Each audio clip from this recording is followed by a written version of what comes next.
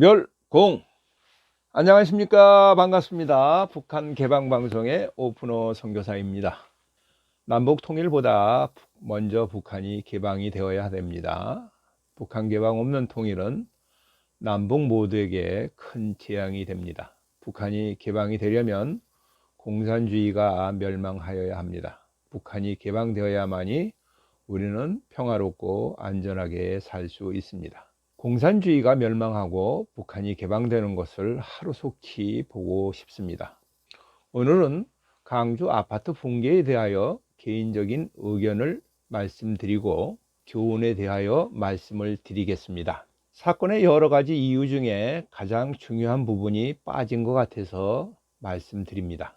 저는 1995년에 삼풍 아파트가 붕괴되었을 때 원인을 조사한 경험이 있고, 그 이후에 건설회사와 건축주와의 책임 공방에서 유리한 증언을 하였습니다. 이번 사건도 그간 여러 가지의 사진과 자료들을 검토하고 나서 이야기를 합니다. 삼풍 아파트의 붕괴의 최초의 원인은 최상층에 불법으로 중축한 것과 쿨링 타워를 옥상으로 옮긴 것이 붕괴의 가장 큰 원인이 되었습니다.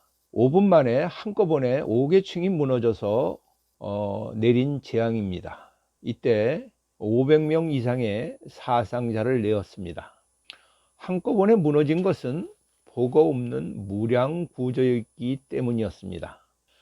철근 콘크리트 보가 있는 구조였더라면 5개층 중 1개층만 무너졌을 것이라고 생각이 됩니다. 강주 아파트 붕괴도 16개층이 한꺼번에 무너진 것도 보가 없는 무량 구조이기 때문입니다. 대부분 아파트는 보가 없이 옹벽과 슬라브로만 되어 있는 구조입니다. 그러나 강주 아파트는 무너진 슬라브 안에 내부에 구조벽이 없습니다. 내부 구조벽이 없다면 보가 있어야 하는데 보도 보이지 않습니다. 슬라브의 단부가 길이가 7.5m가 됩니다. 두께 25cm로는 무리가 있습니다.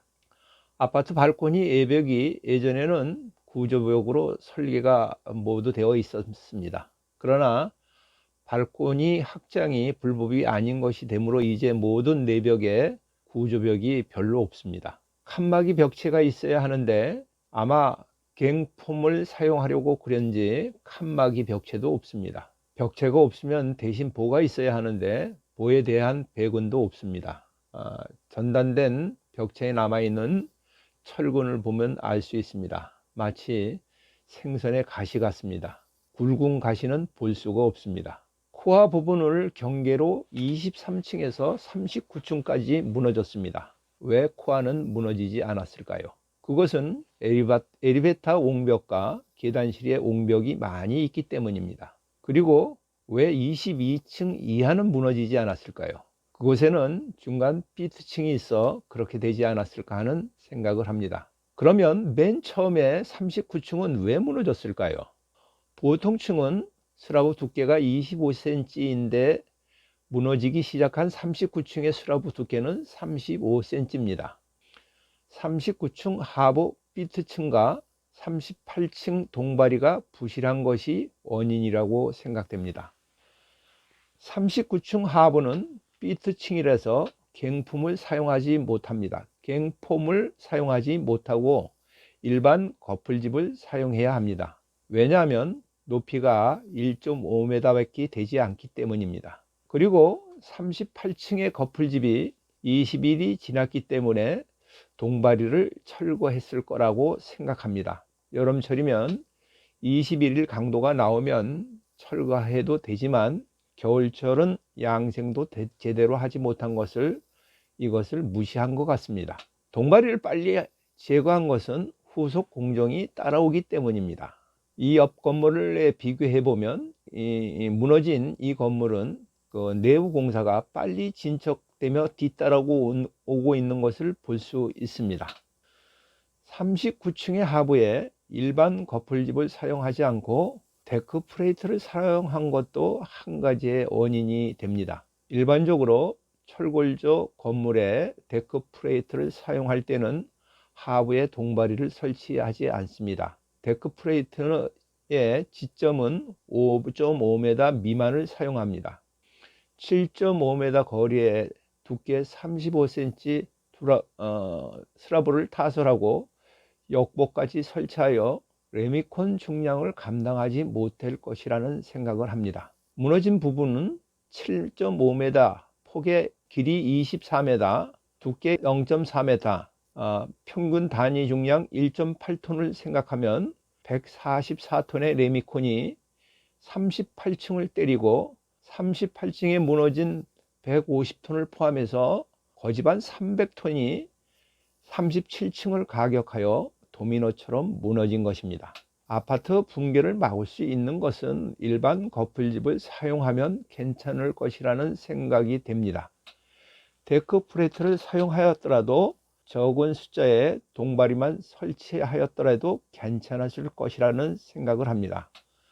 그리고 하부 구조가 옹벽이나 보가 있었더라면 이렇게 참담한 결과는 나오진 않고 한 개층 정도만 부서졌을 것입니다. 시공회사는 건물을 모두 철거하고 새로 건설하면 4,500억 이상이 들어간다고 합니다. 주택건설회사는 다른 많은 곳에 재개발 건축을 진행하고 있어 많은 계약이 해약 사태가 일어날 것입니다. 그렇게 되면 회사는 공중 분해될 가능성이 있습니다. 따라서 이 회사에 종사하고 있는 많은 하도급 업자들도 함께 줄도산이 가능합니다. 우성건설도 산풍이 무너진 다음 2년이 지난 다음에 97년도에 부도가 났습니다. 시공사는 법적인 잘못이 없었다고 재판이 결과가 나왔는데도 이렇게 회사가 문제가 생겼습니다. 이것은 모든 주택회사가 공사의 진행에 문제가 될 수도 있습니다. 그러면 주택 공급에 차질이 생겨 집값에 영향을 줄 수도 있습니다.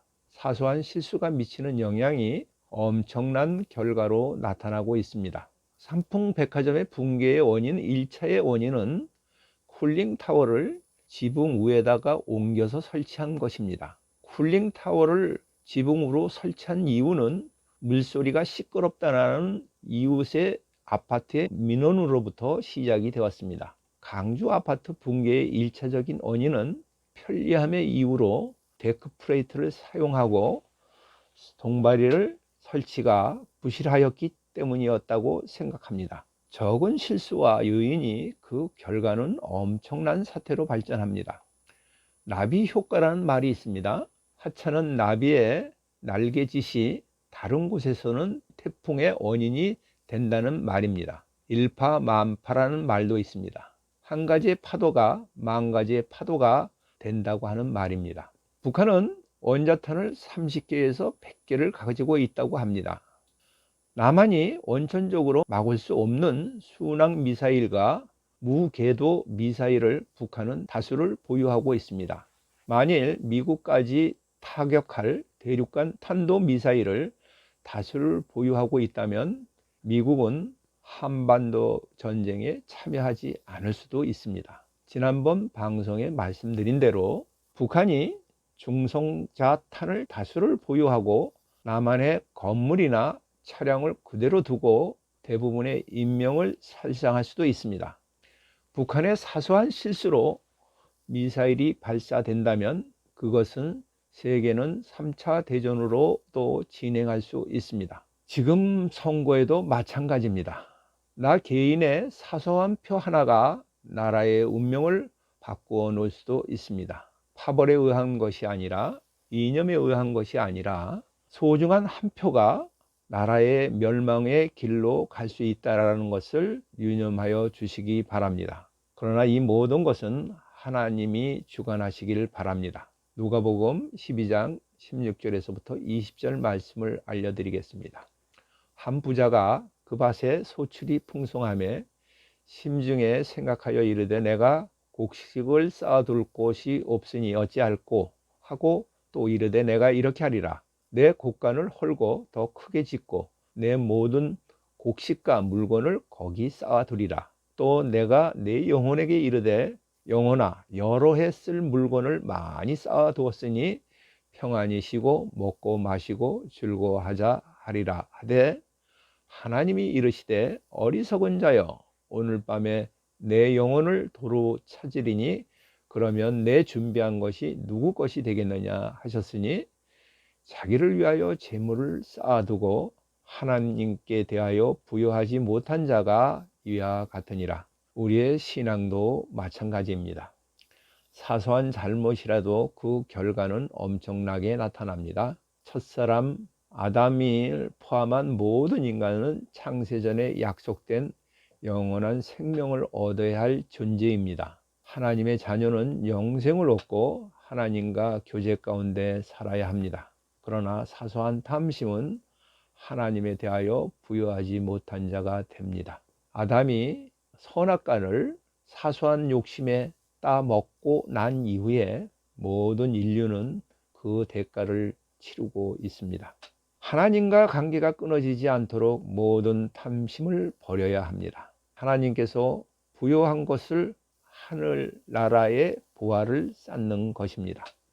그러나 이 모든 것은 우리 힘으로는 어쩔 수가 없습니다. 성령 하나님이 우리 안에 계시고 우리가 기도로 하나님께서 이 일을 하시도록 하여야 합니다. 우리를 주관하도록 하셔야 합니다. 2022년은 북한이 항복하고 개방개혁으로 나오기를 위하여 기도합니다. 지금까지 경청하여 주시어 감사드립니다. 이 방송을 듣고 공감하시면 주변 사람들과 공유하시고 전달하여 주시기 바랍니다. 방송을 듣고 느끼신 것을 댓글로 남겨주시면 감사하겠습니다. 처음 보시는 분은 구독 버튼을 눌러주시면 계속 이어서 보실 수 있습니다. 방송 하부에 북한 개방 방송을 클릭하시면 지나간 방송을 모두 보실 수 있습니다. 저는 북한이 개방될 때까지 계속 유튜브 방송을 진행하도록 하겠습니다. 다음에 만날 때까지 안녕히 계십시오. 감사합니다. 멸공 감사합니다.